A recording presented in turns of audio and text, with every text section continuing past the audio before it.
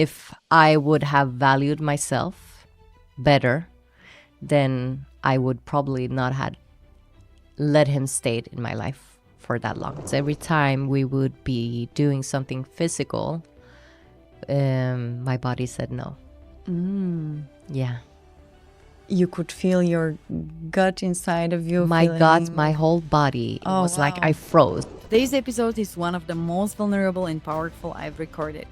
I'm joined by Nathalie Rajic, the founder of Her Way, a platform that supports women in finding clarity, courage, and their own definition of success. But before Her Way, there was a heartbreak. In this conversation, Nathalie shares her journey from an abusive relationship, from literally being on the ground, to rising piece by piece into the woman and the leader she is today. We speak about pain, identity loss, deep self-abandonment, and what it takes to trust yourself again after being broken. This episode is about the rising, not with an armor, but with honesty. And if you've ever wondered how to start again, this is the permission and the path. Tune in and subscribe now.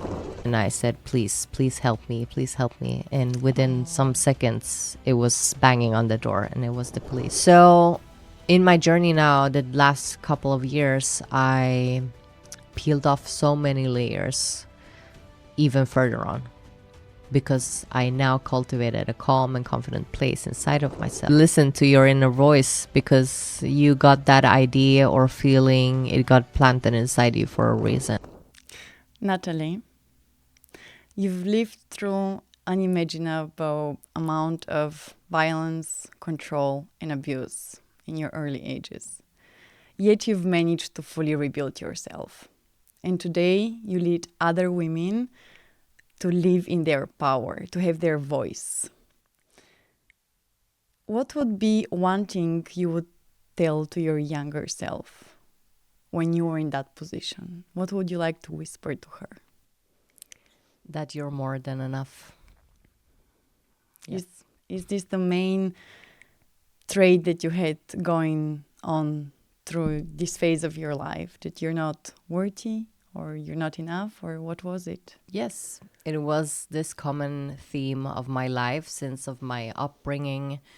It affected my self-esteem, and then also reflected on which partner I chose, of course, that I let treat myself, or him treating me that way. So yes, if I would have valued myself better, then I would probably not have let him stay in my life for that long. Walk me through that journey of getting into relationship, then noticing the first signs, then the escalation of the amount of violence you had to go through, and then the breakthrough. So you have to understand, when you're entering, most of the time when you're entering an abusive relationship with domestic violence, it never starts with violence, but you often carry wounds from your childhood. So I never saw like a healthy male role model around me. And the way my ex treated me was the way that my father treated my mother. Although I promised myself to never enter a relationship like that and never be like her, but now I see that it's a part of my journey here on this earth, and I accepted it and I made peace with it, and I try to make the best out of it now, since I'm still here, and that's what I'm grateful every day. Yeah. But when you meet someone that will eventually put you through these kind of things, it always starts with passion. It's chemistry, you know? And it's often a lot of passion, but slowly the science just turns into small controlling parts, like being jealous, controlling, telling you what to do or not to do, and so on. So it slowly just begins with small signs. And these kinds of people that are doing this kind of abuse, they're such good manipulators, you know? So they know how to choose their victims. Although I don't like to name myself as a victim, but still they know how and who to choose, and they know how to manipulate and how to play with people's feelings. So what happens when the violence enters the relationship, often like after you built up some love, security, some attachments, then they know it's hard to leave. You've built some kind of codependency or Yeah. full dependency on them. Exactly. That's exactly the right name of it. Codependency. Yes. So you mentioned your family to begin with. Mm. What were you seeing? Was it as a child that you saw things that just didn't make sense to you and wanted to run away from that? Or what Yeah. was going on in your home? Yeah, it was both like mental and physical abuse with me, my family. And now being an adult and working with my trauma, I can see, I understand, and I've forgiven so much. So I truly want to highlight that I speak from a place of respect, but also love for my family, since they are still in my life. And I see the constellation. I often say that your mother's story, it's a famous author that I actually quoted it in the beginning of my book. I want to talk about the book as Yeah. well, by the way. Yeah. I figured out we're gonna enter it. But anyways, when I wrote the book, it became so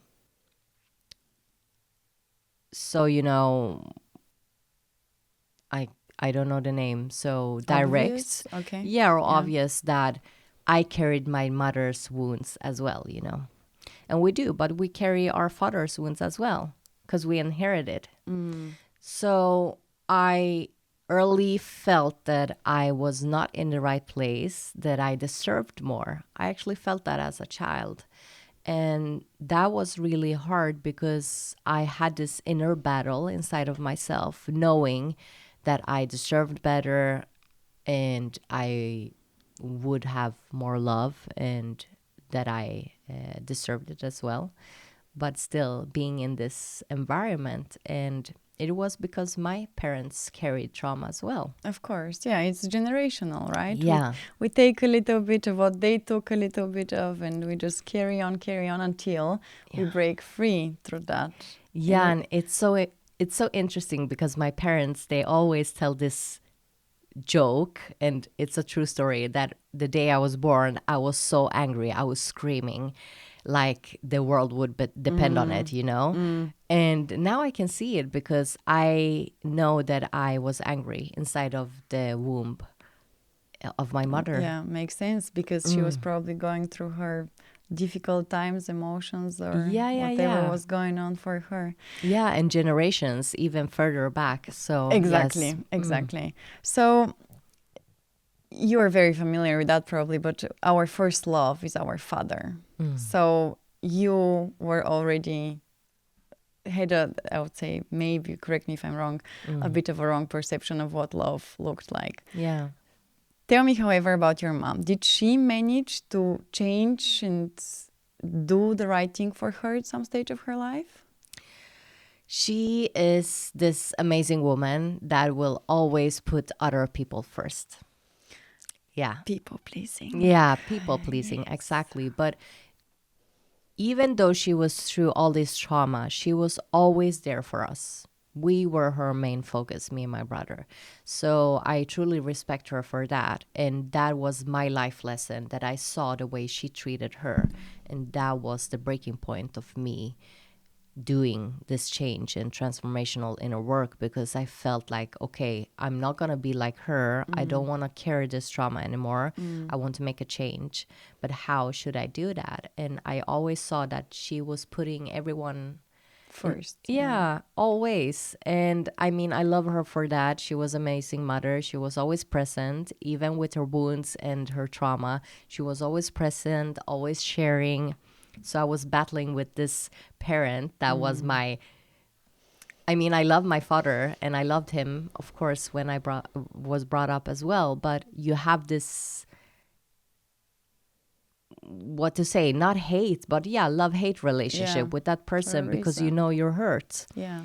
So I had him, he was my biggest competition. And then I had my mother, that was this, even though she was hurt, she was this soft and really loving place, you know. So I'm so grateful for that because I don't know where I would be if I didn't have her love. Yeah.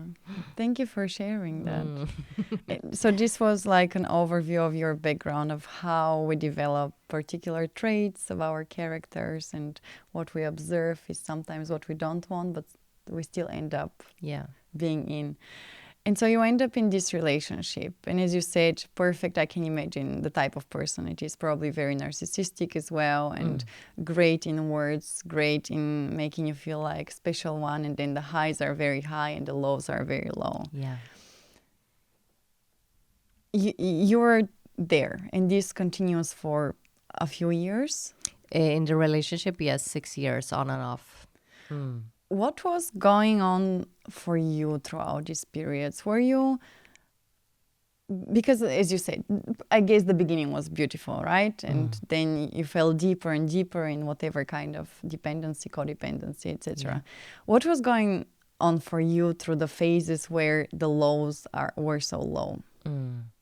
First of all, I want to say this is my story. And I mean, every abusive story has different outtakes and how it begins. But mine was, it became stormy very early. It was really passionate. He looked at me in a way that a man never did. He treated me like a queen, bought me flowers, bought me presents, picked me up, you know, he did everything. And he saw me. And what I immediately fell in love with was that I always been a very deep person. And he and I, we used to stay up all night and talk these really deep questions. And when you're 19 and you're a old soul or whatever you want to call it, and you meet someone like that, it gets exciting, you know.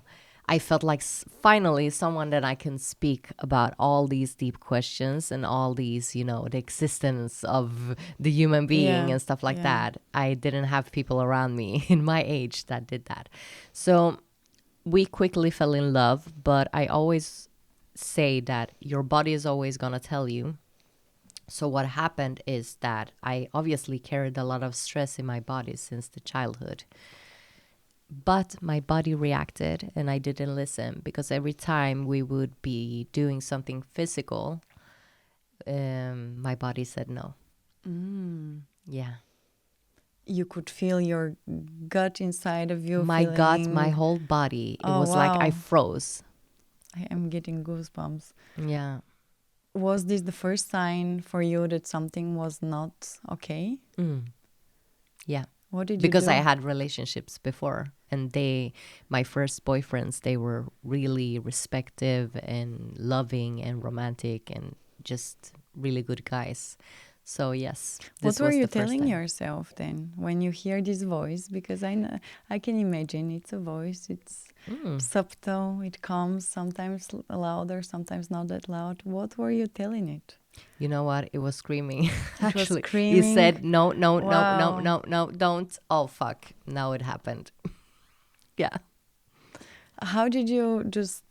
Did you just accept it? Did you? What were you? I'm trying to understand. Yeah. What your thought process behind all of that was. I can imagine you were quite young for sure as well. Yeah. I was 19. Yeah. What was going on through your mind? So the thing is that I was in a very vulnerable place. I had just taken my graduation from school and I was about to move abroad, and I had just broken up with my high school sweetheart, and I was devastated and also carrying all this trauma. So I was in a really vulnerable place, and he knew where to find me in that place. And the thing is that my body said no. And I didn't listen. I ignored it. And then immediately that inner battle, that inner war that I mentioned it in my book as, it started. So I was constantly between this feeling of this is not correct. I should not be with this person. I don't know how to explain it, but I think it was my gut feeling or my intuition or whatever you want to call it, because I always been very connected with that since I was a child. So I think it was that, but I was wounded. I wanted love. I wanted to be seen. And he was constantly throwing me between being a queen and being his slave, you know? So being thrown between these feelings, there's a lot of science telling that when you are experiencing this passion and then someone treats you really badly, then you create this attachment, what is it called, as you said before, Dependency. the codependency. Yes.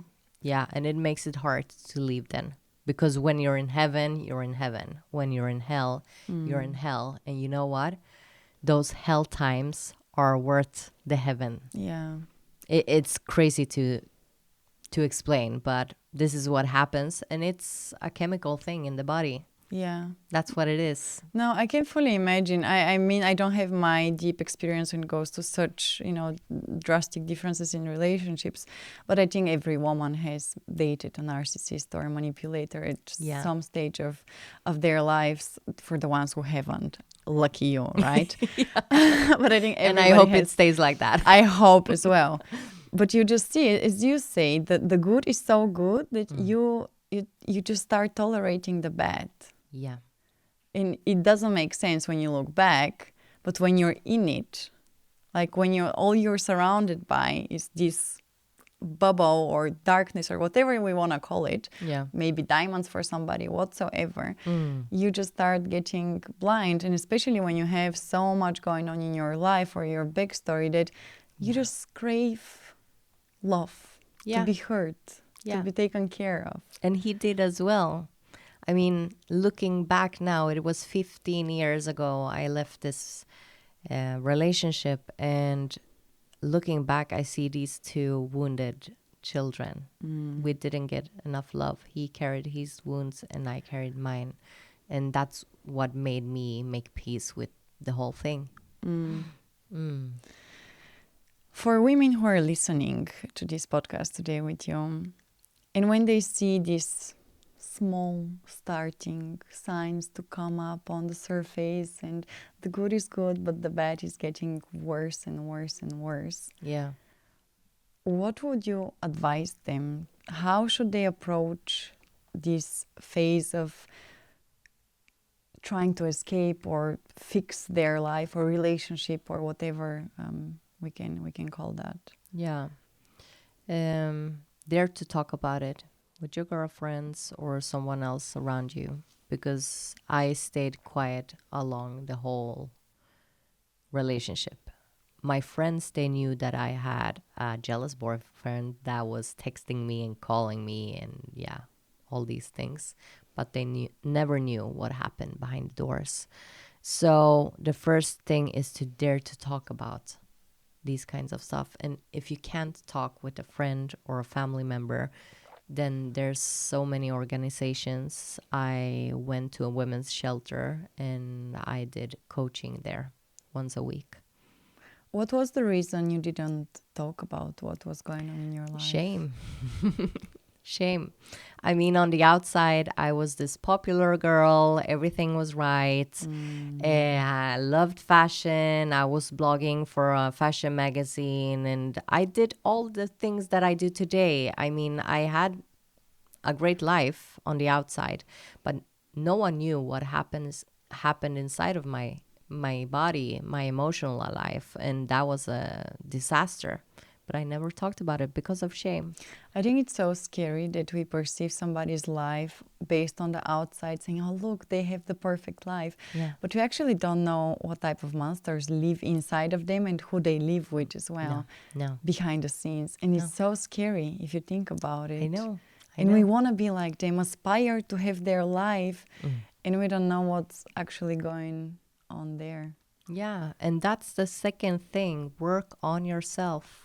Because you will always have yourself. Whenever you go up in the morning, whenever you leave the life on this earth, you're gonna be with yourself all the time. So invest in yourself, and maybe for someone that's a great step, you know. It can also be scary to suddenly start working on yourself, to silence whatever happens inside of the head, or start listening. But I truly believe that when you work on yourself, I mean, I would not have, I would maybe start a conversation with this man today, but I would never let him treat me like that. I'm gonna remember what you said now, but before Yeah. that, I want to ask you, wait, what was the breaking point for you to ask finally for help after 6 years of what you've been through? So I was starting to have these coaching sessions or therapy talks Did he once. know about that? No, he didn't. I lied. I lied for everyone. So I just told people, no, I have this meeting. And then I went to women's shelter where I met therapist once a week. And I was doing that for 6 months, I think. I'm not sure. I think it was 6 months. And during this period, the violence escalated because he felt that I was Starting stepping to back. disconnect. Yeah, and they can sense this, and the that's the bad part about it. When you're in an abusive relationship, they know you inside and out. So that's why a lot of women get killed today, because the uh, what's the name, the abuser, they know you, so they know. Every move you do, the Yeah, way yeah, they you do. react to situations. Exactly. And also energetically, you know, emotionally. So they sense this, that, oh shit, I'm losing her. And that's why a lot of women get killed, because these men, they feel that they lose their control. And that's why it steps overboard, or what to say. Were you afraid for your life at some stage? I was, yes. Yeah.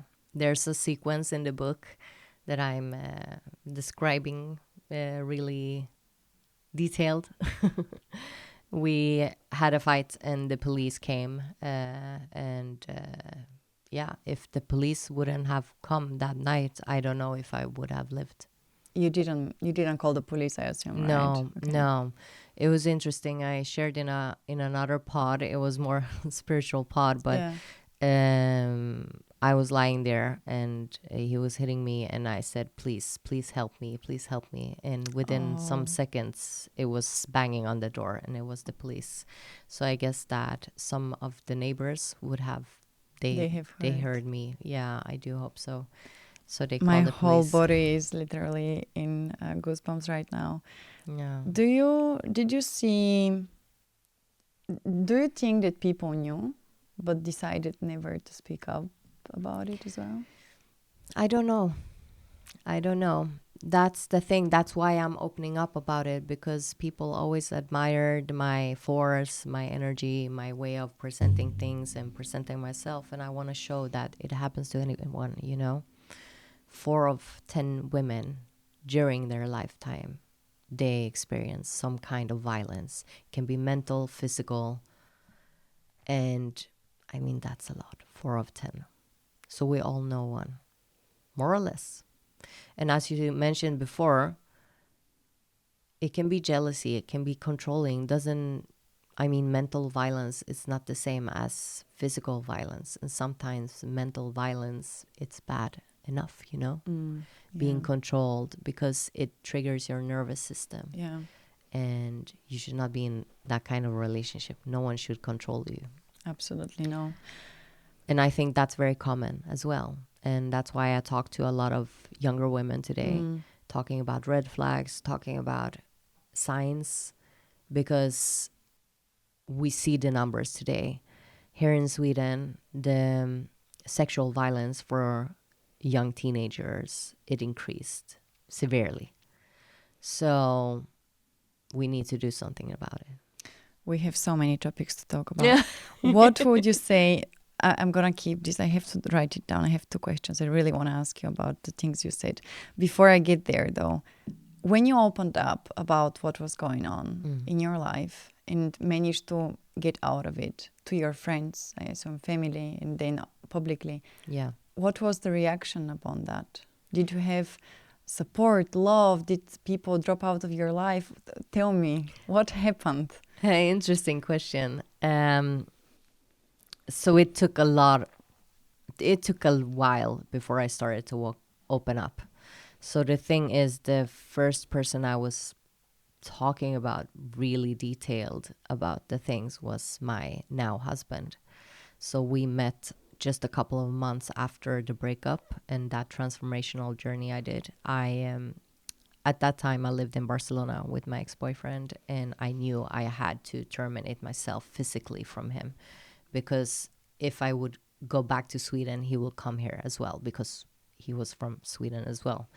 So the thing was, I just felt like, okay, I need to go somewhere that he can't chase me, because I need to terminate this really toxic detachment, you know? And I could feel that he felt that as well, because he tried to break up with me as well. So it was the both of us. The both of us knew that we were not good for each other. And we tried. He tried and I tried. But somehow we just ended up together again. This childhood traumas. Rebounded, connected. Exactly. And if you want to see it from a spiritual point, I know this was one of my life lessons, and I know why we chose each other in this life. Yeah. I know. Yeah, you had to walk through whatever you had to be who you are, I guess, today. Yeah. So what happened is that I went to New York and stayed there for 6 months. I studied and just worked on myself, rehealed myself, calmed my nervous system, started to change my inner self-talk and so on. So that was when the transformation happened. And when I came back to Sweden, just a couple of months after that, I met my now husband. So he was the one that I completely opened up to. And I told him, like, hey, listen, I just terminated this. I came out from this. I'm in a healing place. Yeah. I'm still vulnerable. And he said, take your time. I'm here with you. So I started to go to therapy and just being more open. But along that way, it took a long way for me to open up. Of course, my best friend knew, but opening up to my parents, opening up to other friends, it was hard. It took maybe 5 or 6 years. And that was also the same year that my body crashed. In what terms? I had crashed several times being burned out, but I never knew that it was burnout because my body couldn't. But in that year, now 10 years ago, my body just said, no, I couldn't get out of bed. And during that period, I started to open up more and talk about what I have done and what I have experienced. And I saw the relationship with the trauma, with whatever I was experiencing, and now being here. And it was also the time I was becoming a mom. So I said, yeah, I got pregnant when I was burned out. Yeah. Not a great place to be, I can imagine. No, it wasn't, but in somehow it was the right place, because I told myself now it's the time. Change needs to happen. Yeah, so I started to take care of myself.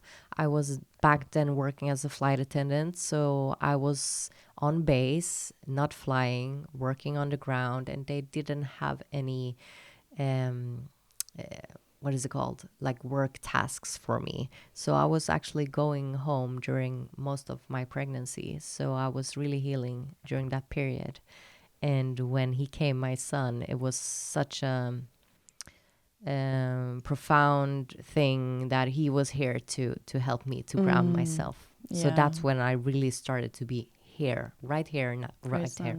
Yeah. Not in my thoughts, not in my present or my future, or I was just there. I love your story, and really thank you so much for sharing it. I want to touch on 2 points before we continue with your journey. Yeah. The first touch point would be, you said that you wouldn't mind speaking to this person if you encountered him in your life. Would you say you've forgiven him for everything he's done to you, the damage, the emotions, what you've been through? I do. I see it from another point today. I mean, I see the two children that didn't get love and the affection they needed. And I was having a father wound and he was having a mother wound. And we attracted each other in that way. So whatever would have done, he would never be enough for me and I would never be enough for him because we triggered each other. So yes, I've forgiven him. Doesn't mean that I want him in my No, life, I of understand course. that for sure. Was it? Have you seen him ever since? You said that's 15 years ago. I have. Yes, Have I you have. spoken about any of that? No, I was encountered him. That's also a sequence in the book. I encountered him and we said hi and that's it.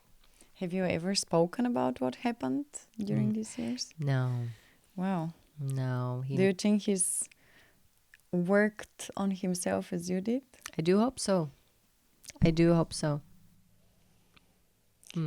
When the police came, sorry, I really don't want to get into the details of the stories or anything, but Of course.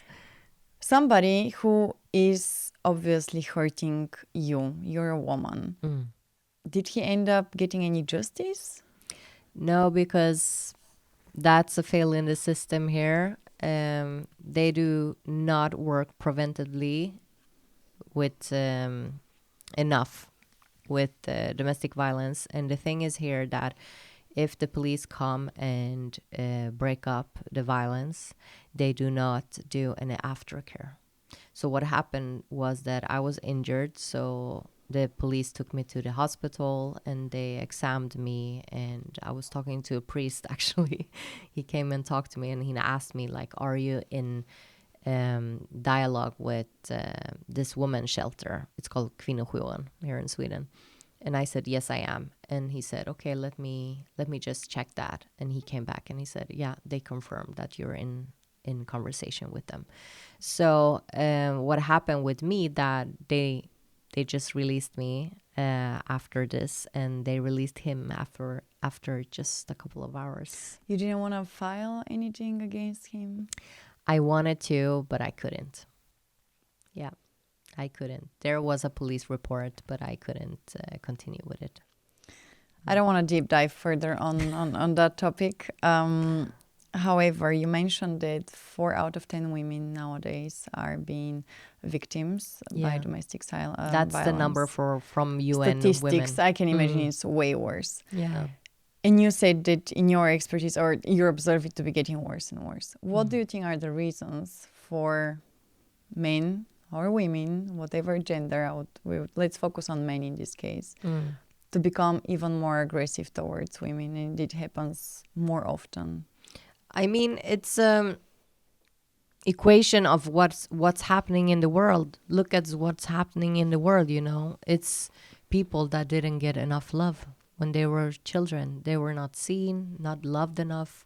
I truly believe that no one is getting born and raised to be a violent person, you know, and they don't want to be violent. I truly believe that. I still see the good in the people, and I see their problems. That's why we need to work with the boys as well, as much as we work with the Absolutely. girls. I think that the boys' crisis is way bigger. Yeah. Than girls' crisis, because we still kind of have our position in the society. Yeah. We even got more space to do what we want, to be who we are, Yes. to speak up, to have the opportunity to share these stories as we do nowadays. Meanwhile, the boys, the men, they've lost a bit their direction. They don't know their position nowadays. Should they be a provider? Should they be a supporter of a successful women? What are they supposed to do? They don't go to war anymore. They don't go in the field anymore. So what are they doing? Yeah, and we failed that as a society. We failed. I fully agree. And that's the true equation of the number of incels that are increasing now, because they feel lost, and most of all, they have never known how to express their feelings. So I truly believe that my work as a mother, having a son, my biggest work here in life is to make space for him to feel all the feelings, to be in his vulnerable sides, and to talk about things. Yeah. You know, because it's important. We see all these men now running the world. They are just hurt men that Yeah. that are fighting against each other Absolutely. and destroying everything. And I also fully agree on being raised with not having emotions, or you're not allowed to cry, or you're not allowed to be that.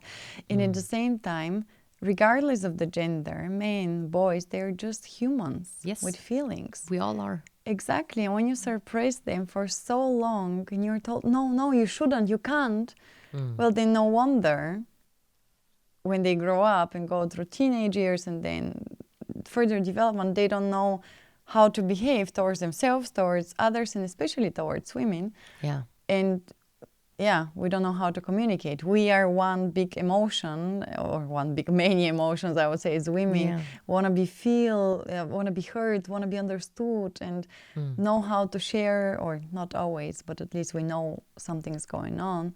Whereas on the other side, it's often just this wall that doesn't understand how even to deal with their own emotions, less than how to deal with yours. Yes, and that's why the number of people that commit suicide is men. Yeah, it's that's the highest crazy rate. number, by the way. Yeah, it's sad. It's really sad. And I mean, we need to think even further. Like now, what is happening in the world? Okay, so what should we do with all these children that are experiencing war now? How can we take care of them? Because they're going to get deeply wounded, you know, and see things they are not supposed to experience. I don't want to get political. Yeah, but neither. But I do agree. Hurt people. Yeah, exactly. And that's the thing. So love. We need more love, and we need more systems to work with. More compassionate, preventative care, you know, for all these children. You see the criminal children here, like the numbers in Sweden are really high now of youth criminality. And it's also kids not being seen, not getting what they need. Yeah, and being in this very, very extremely, I don't know what to say, like this superficial world, you know, where we experience everything from what car we drive, how money runs the world, and what title you have. Materialistic point of view. Yeah, and social media on top is the cherry of the cake. Exactly. I mean, our generation, we know that behind all that, there is shit as well. We all have shit in our life, but the young people, they don't understand that, and we are failing that.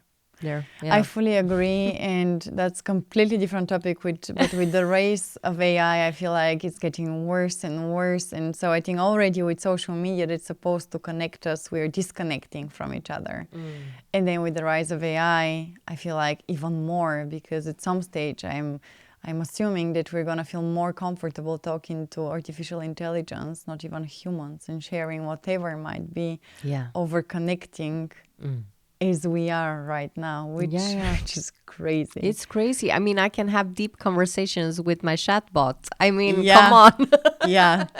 As good it is scary. Especially I'm worried for the next generations, because at least we were like the only way to connect with somebody back in the days when we were children was go see whether they're at home, right? And you didn't call whatsoever, and then this all evolved.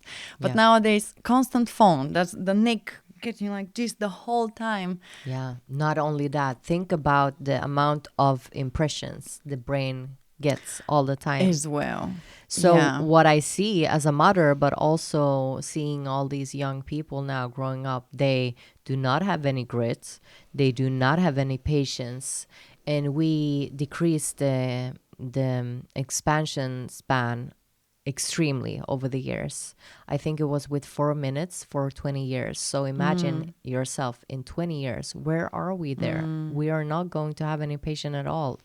So getting all these impressions, it creates stress in the body as well. And how should you supposed to talk with yourself and have that inner dialogue if you're constantly stimulated? It's not working, you know.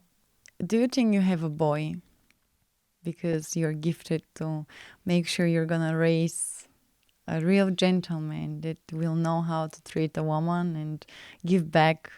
I do hope so. Yeah. It can also feel a little bit egoistic to say that, but I do feel like that. And I mean, he came to my life as well because he's a very vulnerable kid. He's very open-minded and talks about his feelings every day. And I love that. yeah, it's really beautiful. But you also see now around his environment, everyday life, that it's not It's gonna, appreciated. yeah.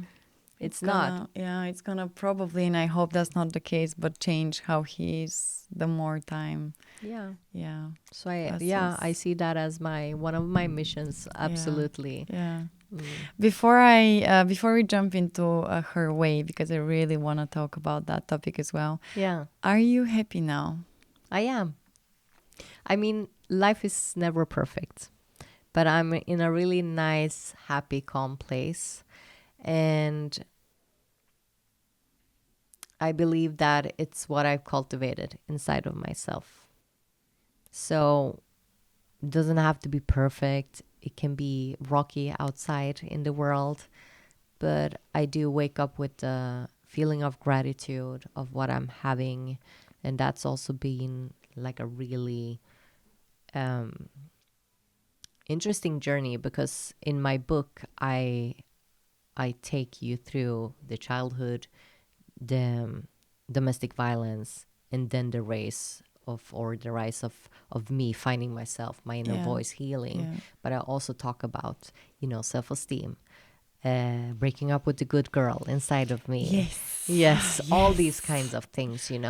So in my journey now, the last couple of years, I peeled off so many layers even further on, because I now cultivated a calm and confident place inside of myself. And now I can ask myself, like, who am I without my car? Yeah. Who am I without my diamonds? Who am I without all these luxury things? Yes. Why did I get that in the first place? And I also think that when you're a whole in your own, you can attract then the right people in your circle, the right partner, the right energies. Yes. And when you have the love for yourself, that's when the others can love you as well, the way you deserve to be loved. Yeah, so everything comes back to the love that you carry for yourself. It doesn't matter if it's in a relationship with a partner, in a relationship with friends, your work environment, manifesting even. That's the thing people don't talk about. When you manifest, if you want to manifest something, you need to believe that you are worth it. Of it. Yeah, because if not, you're going to lose it, or it doesn't even come to you. Yeah. So, I mean, it all comes back to relationship with yourself. And that's why I truly believe it's important to work on that. And we don't teach kids today to be in their body, to feel all these feelings, to meet the difficult feelings, and so on. Can you share some of your items in your toolbox of what you maybe used to do or still do to regulate your nervous system? Because I know you talk a lot about it. Yes. To reconnect and to ground yourself. Daily mindfulness. In what form? In what form? It can be the simplest form. It can be just standing here admiring the flowers outside, or watching the leaves slowly moving in the wind, connecting with my senses. So going back, activating the senses. Mindfulness can also be like just sitting on a bench, appreciating all the beauty around you. So just taking your time to slow down and be still. Meditation, of course, it's like daily habit I practice, and it's not more than 10 minutes a day. And it's been that for several years. I mean, I do believe that it's cool to meditate for longer, but in my life, it does not work. So 10 minutes is good enough. Yeah. Daily movement, also important. What I often talk I work as a coach, as a stress and confidence coach. So what I do is teaching women their energy flow. because I don't see that people are talking about the energy flow. So you learn how to study your own unique energy flow, also taking consideration of your hormonal health, your cycle, and so on. But what's important is to create these daily routines of taking care of yourself and regulating your nervous system based upon your unique energy. So today, for example, when I slept very few hours, I'm not in balance. So what do I need to give myself later today? So maybe I'm gonna just take the rest of the day off then, if I can. So, I mean, having this inner dialogue of always talking with yourself, I think that's the most important thing if you want to regulate your nervous system, to ask yourself, what do I need today? And I also would add maybe an item from my toolbox when I'm feeling disconnected, just sitting with the feelings. Yes. Allowing them to come and to feel them and to recognize them and to acknowledge them for being there. Yeah. And not just shovel them under the carpet, or put them in the corner because they don't matter, or it's too discomfortable to hear what's going on. Yeah. And that's been, I think, a huge one for me, to feel, acknowledge, not necessarily have to do something with them, right? I don't have to change it the way I feel. Acknowledge them, accept them. Neutralize them. Yeah, and make space for them. They belong. It's part of the day or of the week or whatever stage it's been happening in my life. Yeah, that's beautiful to hear. Yeah, absolutely. I mean, that's the first step in healing, calming your body, and then secondly, meeting your inner thoughts, because you cannot do that if you have a stressed nervous system. Absolutely. So when you're meeting whatever turns up inside of you, give compassion, because behind every feeling, there's a story. Of course. Behind every trigger, there's a fear, So, and we all carry them. Yeah. We all do. Yeah. I podcast yesterday, and it was a solo episode. And then I talked about myself, like my latest self-critic, I've been writing my whole life. I've been freelancing for several platforms. I've been writing a book. I mean, that's an achievement. Yeah. And still, I don't feel like a writer. Wow. Yeah, that's crazy, right? So that feeling came up, and I was like, what the fuck? What is that? Why am I saying that to myself? Why am I not feeling worthy? So what would make me feel worthy as a writer? I already published a book. Seriously, yeah. And I love the writing process. So that's what I appreciate. It shouldn't be the main goal, of the achievement.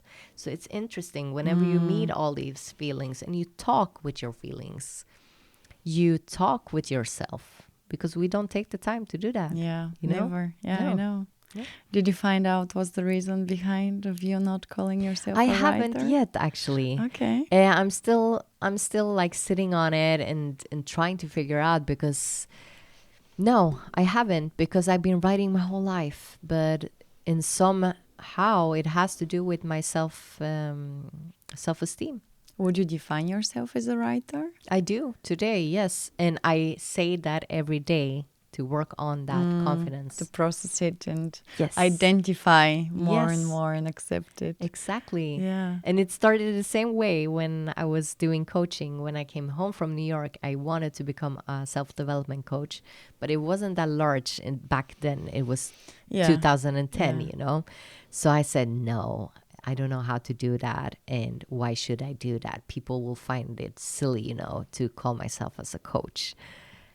And what even is that? Especially back in the days. Exactly. I think now it's more accepted and understood. But and people didn't know the difference between psychiatry and, coaching. Yeah. It Or a was mentor and a psychologist as well. Yeah. Exactly. Yeah, all the terms.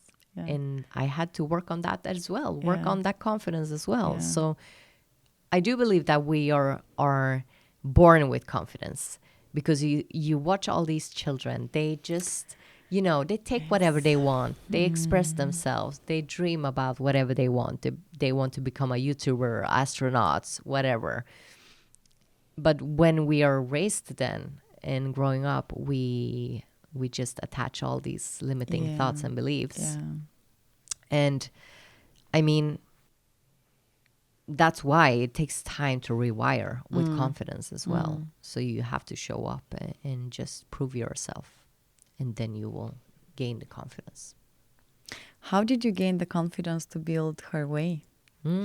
So you mentioned you are a life coach. You help other women own their feelings, their power, and walk in their power as well. Yeah. Your brand and company is called Her Way, and now you've recently released a book, as you say. So I would call you a writer, of course, 1000%. Thank you for By acknowledging. the way, you're so welcome.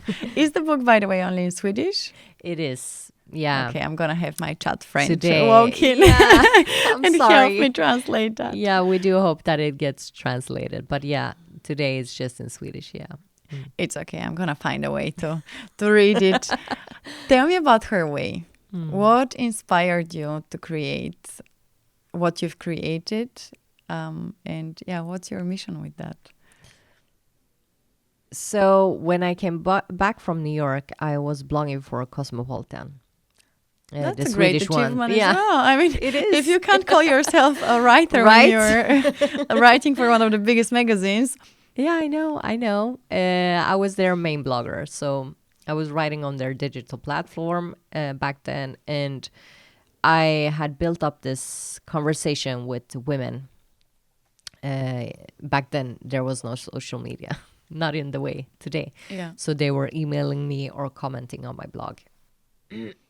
And I knew back then I wanted to help other women because it was such a huge journey for me to do this transformational thing, to learn how to love myself and rebuild myself during these 6 months. So when I came back, I felt that my energy had shifted, So I wanted to work with women back then, but then I went back to my old work. I met my now husband, and we started to, just healing, creating our life together, and so on. So I started another company, actually, because I love jewelry and accessories. I saw that as well, yeah. So that was my first company. I was doing an online shop. And I was running that for 5 years, and then I sold it. And during this transformation, I also did this transformation of achievement, breaking up with the good girl, setting limiting,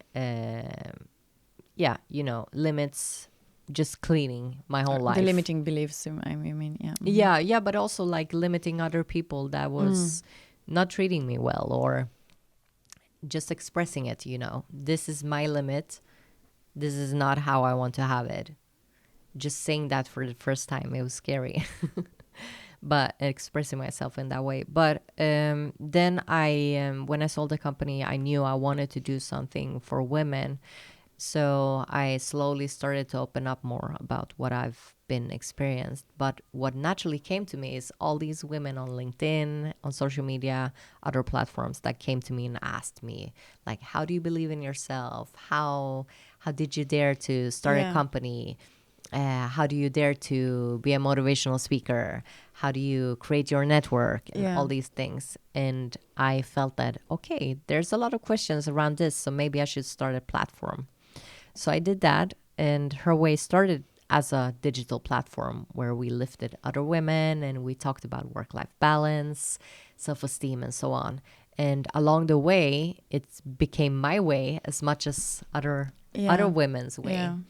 So that was 8 years ago. So we made a journey as well. Today, we're something different. We are a platform for, of course, self-esteem and work-life balance and stress regulation. But I do coaching. I do the public speaking workshops with companies and with women also. We do somatic work as in Yoga Nidra. And I do also the podcast. I love it. Yeah. You speak a lot about in your coachings about nervous system regulation. Can you tell me why is that? I have this concept and coaching program called Calm and Confident. So during my Which you, by the way, come across as. Yeah. Like if I had to describe your vibe, that would be it. It makes so much sense. Yeah. That's awesome to hear. Thank you. I try to live what I learn. Yeah, walk or the what talk. I teach. Yeah, walk the talk. So what was the question? Sorry. Wait, I forgot my question now. The nervous system. Oh yes, exactly. Yeah. So what I figure out is in my own journey, I always had a lot of confidence.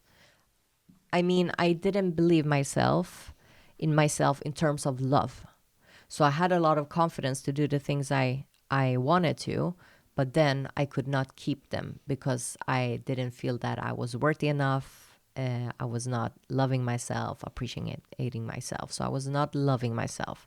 So I had self-confidence, but self-limiting beliefs in the way of me as a person, not my achievements. So in that way, I was crashing all the time because I was running on an empty battery, doing all these things. And that's also something I saw, like doing coaching for women. I did not plan to be a coach. It came to me because I got all these questions for women when I was running her way. They asked me like, do you want to be my mentor? Do you want to be my coach? And so on. So I slowly transformed into that. And then I educated myself as a coach. But what I saw working with self-esteem is that you are not open to make the transformation if your nervous system is triggered. I mean, you can start, but you will not do the deep healing. You will not do the deep work. You will not have the deep conversations with yourself. So what I do is working as a stress coach. Now I focus on taking care of the body. And then when you're ready, we are going into the mindset. And I mean, it's all connected. Do you also do some kind of retreats or? We have done some retreats, yes. Yeah. Because I'm very familiar, I wouldn't call myself very familiar, but I also, have done long meditations. I don't know if you're familiar with Vipassana. Yeah. I've done that. I do yoga and I have my own ways of healing and calming down the nervous system. But I do think that, okay, so I'm going to go there. I live in Bali currently where that's very common. That's the normal. Breath work, sound healing, yoga, that's the normal thing there. However, in Europe, I feel that's not the culture. That's not the vibe. That's not the energy. Like you go to yoga, but you definitely don't go as zen as you could. Yeah. And it's just this breath work and all these things are not that common. Do you see a shift in what's going on here? Because I just see everyday hustle. You go to work, you stay in traffic, you're just so soaked in the whole daily life. Yeah. That this nervous system situation just stays left behind. Yeah. And I would often say like it's you running into the yoga class, doing the yoga, you're running late. And then you're stressing out again. I mean, why? I see that people are investing more in themselves now. Like breathwork became really huge here in Sweden. And that's why I got attracted to Yoga Nidra, because it's a sleeping yoga. So I never been like a typical yoga girl, but I came across Yoga Nidra when I was doing a self-healing journey. And it was just another form of really deep relaxation. So I started to practice that. And then I was doing a teacher training as well as a Yoga Nidra teacher. And because I wanted to teach it to my clients because they were constantly stressed. So now it's a part of my coaching as well. And I do classes as well.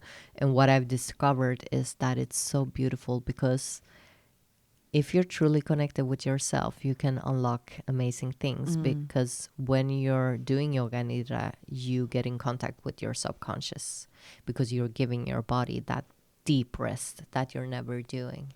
And I mean, my yoga nidras are sometimes 10 minutes, 12 minutes. It doesn't have to be 40 minutes. In my classes, it's 40 minutes, but I do yoga nidras that are 10 minutes as well. And people have, the clients I have, they get rid of their migraine. They start to sleep better. We have so many women that are stressed here in Sweden. The main numbers of burned out people are women. And there's a high rate of women between 16 and 29. 30% of them say that they are stressed. Do they say what the reasons for that are? It depends. It's several things. In the younger, the teenagers, it's a lot about school and degrees and environmental stuff and the future. It stresses them out. But I mean, think about being a 20 year something today with social media, all the pressure, all the constant stimulation. You should be this and you should do that and you should do that. I mean, look like a model, be extremely fit, and have already a million by 30. Yeah, exactly. And I mean, I hate that term, Forbes 30 under 30. It shouldn't exist because it puts so much stress and pressure on people. And it also put people in like a category. So if you're over 30 and haven't achieved this, then you're not successful. But I mean, who is that to say? You decide if you're successful or not. No one else. Yeah, I fully agree. And I think just this society pressure that we've built over the years of you need to do that and then that and then that. And if you haven't done this, oh, I'm sorry, you're a failure. Yeah, right. You don't fit. No. You're the black sheep or whatsoever. And the moment you decide to, break free from that and take your own journey and realize, and I would say also wake up and realize that life is not about that. Life is not checking boxes and just going through a checklist constantly of what you've achieved or not. Yeah. It's about being present as well. Yeah. And living it, actually. That's the richness. Yeah. That's the richness. But I mean, you have to do the work to get there. It is a lot of work. It's ongoing journey, I would say. It's not easy. Check, okay, here, done. No. Self-reflected human being. Exactly. It's not that Instagrammable. Yeah. Sometimes it is, but not all the time. And that's the thing. You have to show up for yourself in the mud when it's stormy, when it's messy, when you don't feel like it. You have to show up for yourself every day. And that's what I mainly work with my clients to develop and cultivate this inner strength, to have that confidence, because confidence is not being the most successful, beautiful woman entering the room with what you're wearing and the watch you're wearing or whatever. It's about you knowing that you have yourself no matter what. And that's what I do with my clients. I help them cultivate that inner strength. And then you will be that feminine magnetism, And thank you for doing that. Seriously, thank you for doing that work. On the topic of leadership and helping women go through the phases they go through, how do you manage to be the leader you need to be and show up and still balance your feminine and the your energies between the masculine and the feminine, and being mother, but at the same time wife, but at the same time a business owner? Yeah. Can you share more about that? Yeah, I love that topic, the masculine and the feminine. Let's go then. So I have to say that it's creating my own recipe based on my unique energy flow. So I'm mainly masculine energy. And I need then to balance out with the feminine. So what I do during my day is that I set different work plots, or a work schedule. And between that, I do workout. I have soft mornings, walking the dog by the sea. We live by the sea, so we chose to do that because it's important to you. Yeah, exactly.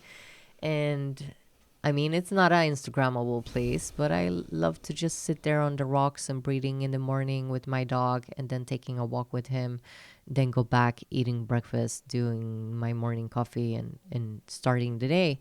So that's why I chose to be fully self-employed as well, because I felt that my body was failing in this system all the time because I was running high on the achievements, the dopamine. Which is the male energy. Exactly. And it's naturally programmed in me, but I also have a tendency to over access it. So that's why you need to study your own energy flow and then start creating habits from that. You mean to balance out Yes, the flow? Okay, exactly. So if I'm a woman that's listening right now, and I constantly hear about female and male energy, but I don't know in which energy I am. Do you have any tips on how I can figure out what's going on in me, how I show up, how I'm perceived? Yeah, of course. I often talk about the pain points because it's more easy to recognize. So if you're in excess male energy, you're often burned out, tired, fatigued. You can feel that you're not in touch with your inner dialogue. You're constantly distracted. You can also have symptoms like losing your period and stuff like that. If you're in access feminine energy, then you're not taking action. You're finding yourself what is it called, trapped in self-negativity talk. You don't dare to take risks and things like that. You're too much in the soft. So to make it clear, we do need both energies. We do. There's not such a thing as it's bad to be masculine at a certain stage or to be too feminine, because we do need both, and I think that applies for men as well. We want the flow. Yeah, we want the flow, and yes, to say that, as you said, not men or women. You are not defined by your masculine or energy. You know, it's not connected with the gender you pronounce yourself as. It's connected with your energy flow, and we all need the balance. I mean, for example, yesterday I was in Stockholm just for the day because I live here in Malmö. I was in Stockholm recording, pouring out my energy and focus all day, and then going up really early in the morning and then coming home really late. So then I know I was in over access, but I could also do that because I'm in ovulation now. So I'm in my strongest period of because I do a lot of coaching in cycle syncing as well, and it's such a big with topic, energy. right? Such a big topic, and I feel like it's so not spoken about. I feel like we women are not taught. Correct me if I'm wrong. I was not given a single piece of information about what's going on with my body within the luteal phases. And now that I'm obviously more conscious, have devices, access to the knowledge, but I'm like, why the hell is nobody speaking about this with huge billboards everywhere shouting about how women, how we change hormones 24 hours every single day. Something's going on in our bodies. You want to know why? Tell me. Because it's our superpower. Is it? Yes. Is it? Because I feel like I was robbed out of knowledge. Yes. For that's many why you years feel of that my robbed out. Life. Yeah. That's because correct. Now I understand what's going on. Now I'm familiar. Okay, as you said, ovulation, I can handle whatever's going on. 1 week before my period, tired, emotional, don't know what's going on. Blame it on the hormones, but actually something is happening in your body. Yeah.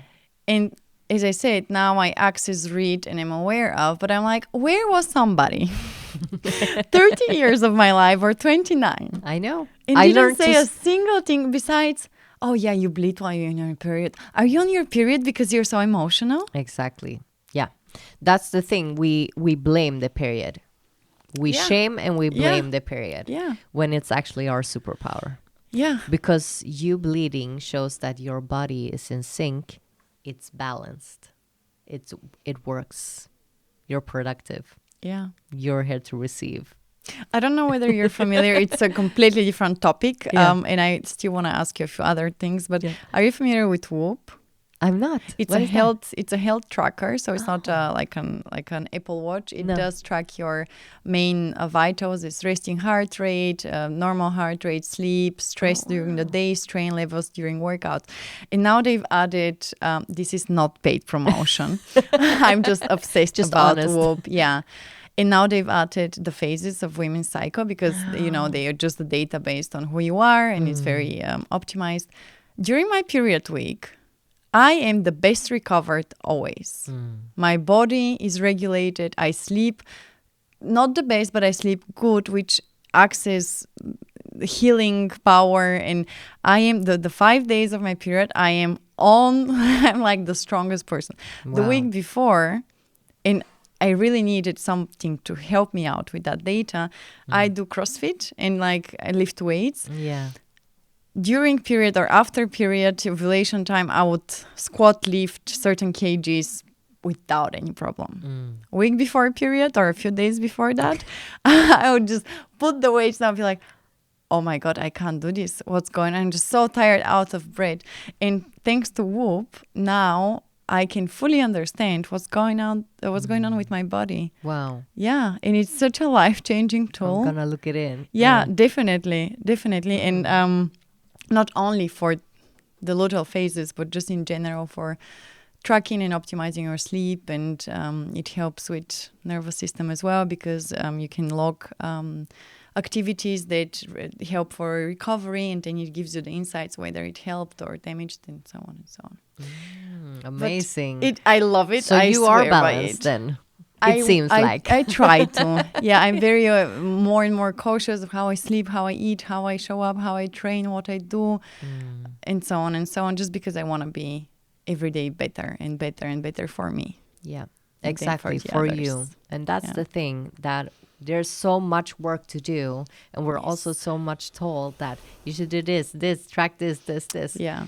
So what happens is now you started to know your body. So it's amazing with all these stuff that can help you to discover things about your body. Yeah. But eventually you will learn to live without it, and you get to know your body. That's the thing. That's the thing, that it gave me the awareness, right? And I can back it up with the data.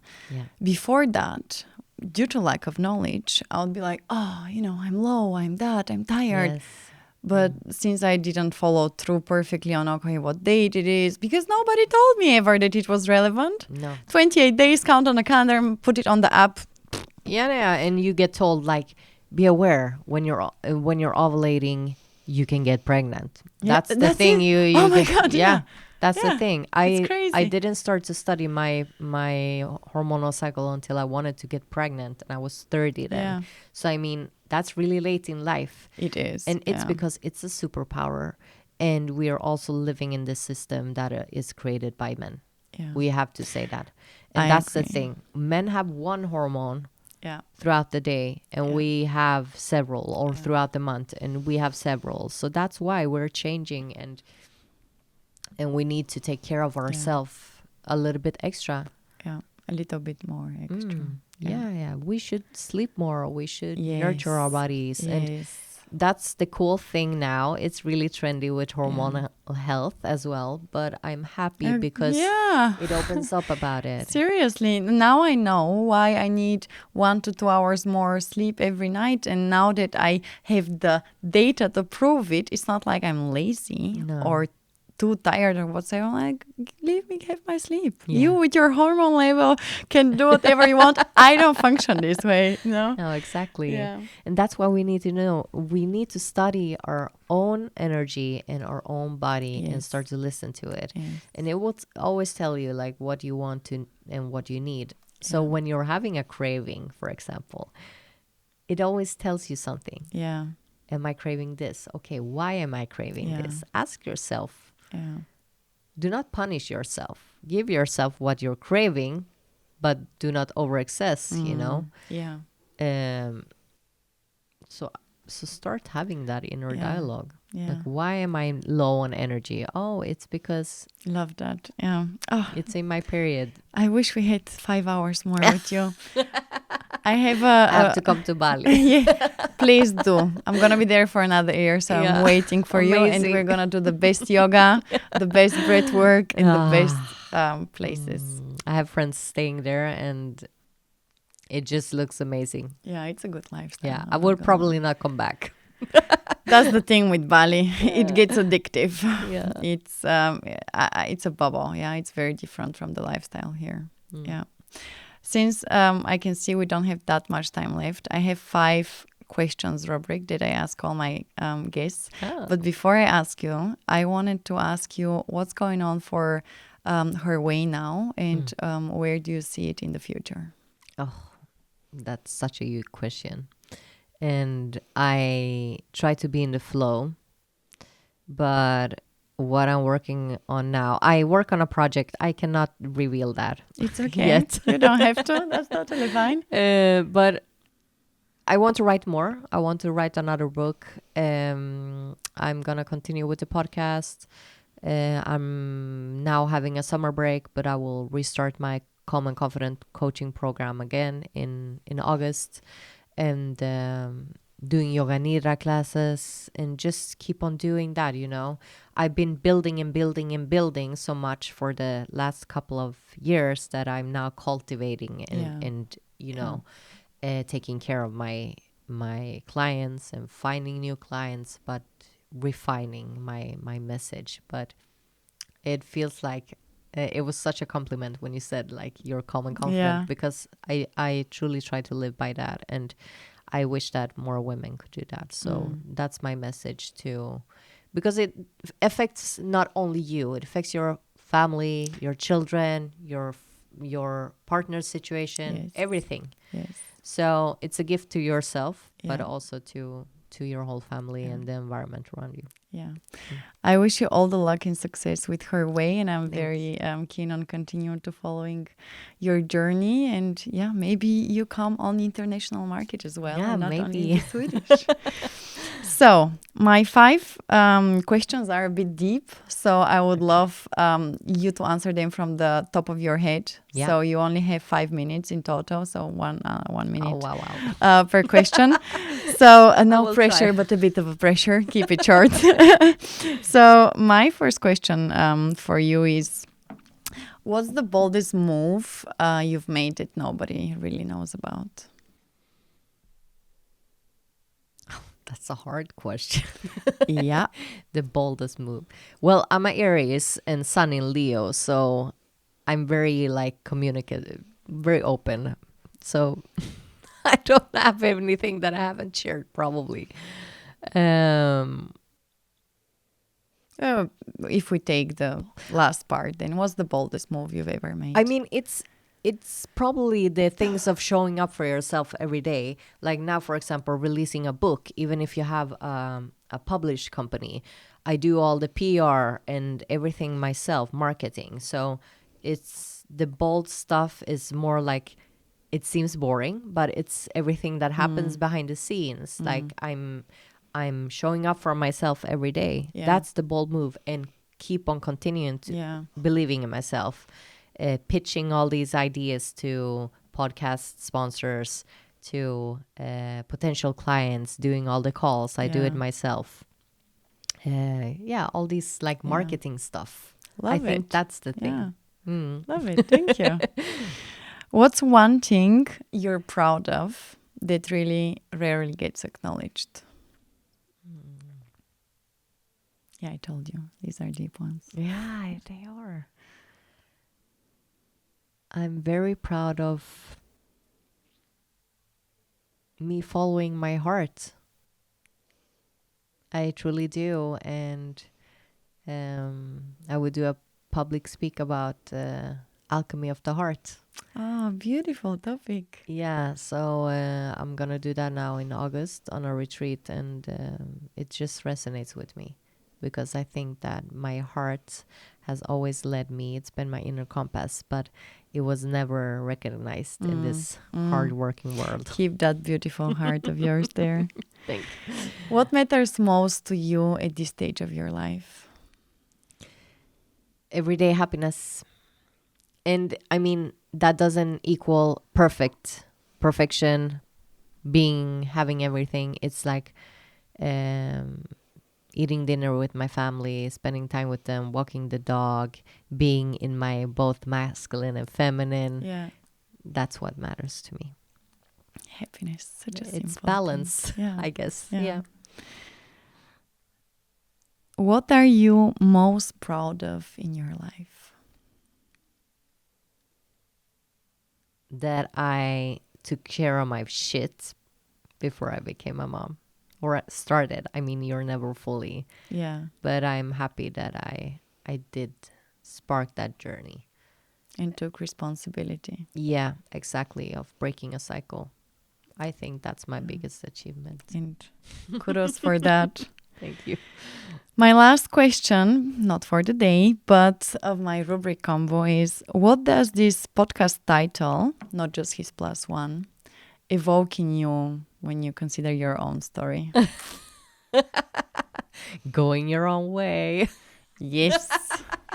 When I was celebrating her way for 5 years, we were doing a cake, and I asked my husband, like, what title should I have? And he said, hashtag her way or the highway. Yes. Oh, that's so good. I love it. It was his idea. I love it. Oh, we love a good supporter. Yeah, Yeah. he is. He's truly Yeah. my biggest support. Yeah. I love this answer. This is one of my favorite questions because I get so many different answers, obviously, based on the different backgrounds of the people here. Okay, so it's always the same questions. It's these 5 questions. They Oh, are wow. always the same, and I get all the different answers, especially on the last one. Beautiful. We unfortunately have to wrap it up. Yes. I had an amazing conversation. I really genuinely want to thank you for opening your heart here in front of me, and we barely know each other. Thank you. So I appreciate your story, sharing with others and changing other women's life. And this podcast has the same idea behind it. And I hope that through your words, through your story, we together are going to be able to help somebody else do the change that they need to take care of. My last question for you to wrap this beautiful conversation up is following. This podcast, not just his plus one, is for women who know they are meant for more. What advice would you give to women that they know they are meant for more, but are currently feeling stuck? Trust your inner voice and trust the process. And give them probably the stage to Yeah. But to if be you loud and present. Yeah, exactly. To work on yourself of being calm and confident. Amen to that. But yes, to listen to your inner voice, because you got that idea or feeling, it got planted inside you for a reason, and believe it. Yeah, give it Start the space. listening. Yeah. Nathalie, thank you so much. Thank you. And I really hope to have you in my Bali podcast studio and continue our awesome conversation, because I think we can talk for hours on so many different topics. Definitely. So, thank you so much. Thank you. See you in Bali, hopefully. Thank you so much. Thank you.